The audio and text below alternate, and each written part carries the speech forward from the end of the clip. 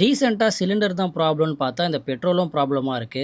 எல்லா பெட்ரோல் பங்க்லயும் கூட்டம் அலமோதுது. சிலிண்டருக்கு தான் டிமாண்டுன்னு சொல்றாங்க. பெட்ரோலுக்கு அப்படி ஒரு டிமாண்டும் இல்லன்னு தான் கவர்மெண்ட் சொல்லியிருக்காங்க இன்ன வரைக்கும். இந்த பெட்ரோல பத்தி நிறைய ரீல்ஸ்ல டிமாண்ட்னு போட்டு தேவையில்லாம ரூமர்ஸ கிரியேட் பண்றாங்க. இதனால எமர்ஜென்சிக்கு பெட்ரோல் போட்டு ஒர்க் போறவங்க, காலேஜ் போறவங்களுக்கெல்லாம் ரொம்ப நேரம் வெயிட் பண்ணி பெட்ரோல் போட வேண்டியதா இருக்கு. ஸோ யாரும் இப்படி ரூமர்ஸ் கிரியேட் பண்ணாதீங்க, ரீல்ஸும் போடாதீங்க. எல்லாமே சீக்கிரமே சரியாயிடும். 60 டே சேலஞ்சில் இன்னைக்கு டே 33. என்னோட 60 டே சேலஞ்ச் வீடியோஸை நீங்க பார்க்காம இருந்தீங்கன்னா தயவு செஞ்சு போய் பார்த்துட்டு வந்துருங்க. மார்னிங் எழுந்த உடனே பிளாக் காஃபியை குடிச்சிட்டு பிரேக்ஃபாஸ்ட்டை சாப்பிட்டுட்டு ஆஸ் யூஷுவல் கிளம்பி ஆஃபீஸ்க்கு போயாச்சு. போகிற வழியில் ஒரு இளநீரை குடிச்சிட்டு ஆஃபீஸில் ஆஸ் யூஷுவல் ஒர்க் எல்லாம் பார்த்துட்டு கொஞ்ச நேரம் கழிச்சு ஸ்வீட் பொட்டேட்டோ சாப்பிட்டுட்டு ஆஃப்டர்நூன்லாம் லஞ்சை கம்ப்ளீட் பண்ணிட்டு ஈவினிங் போல் ஆஃபீஸ்லேருந்து நான் கிளம்பிட்டேன்.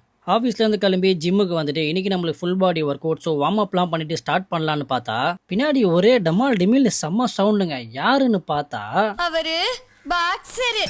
பார்த்தா நம்ம ஃப்ரெண்டு ராக்கு. இவனை ஜிம்ல பாக்குறதே ரொம்ப கஷ்டம். ஏன்னா அவன் எந்த டைம் வருவான்ட்டு அவனுக்கே தெரியாது. இவன் வந்த நாள்ல இருந்து பார்த்துட்டு தான் இருக்க. இவன் பாடு தனியா குத்திட்டே தான் இருப்பான். இது வரைக்கும் யாரு கூடயும் ஸ்பேரிங்கும் போட்டதில்ல, எந்த மேட்ச்லயும் கலந்துக்கணும் இல்லை.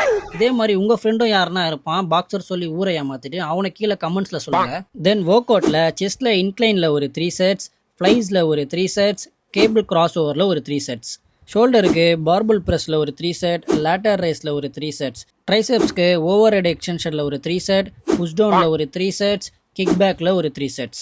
தென் வே குடிச்சிட்டு ட்ரெட்மில்ல ஒரு 45 மினிட்ஸ் ஆஃப் வாக். டின்னரை முடிச்சுட்டு தேவையான விட்டமின்ஸ் எடுத்துட்டு எடுத்த ஃபுட்டேஜெல்லாம் எடிட் பண்ணி முடிச்சிட்டேன். இதோட இந்த வீடியோவை நான் கம்ப்ளீட் பண்ணுறேன். டே பை டே வீடியோஸை நீங்கள் தொடர்ந்து பார்க்கணும்னு நினச்சிங்கன்னா மறக்காமல் என்னோட ஐடியா ஃபாலோ பண்ணிக்கோங்க. கன்சிஸ்டன்சியாக இருங்க, எல்லாம் நல்லதே நடக்கும். மீண்டும் சந்திக்கும் வரை நன்றி, வணக்கம்.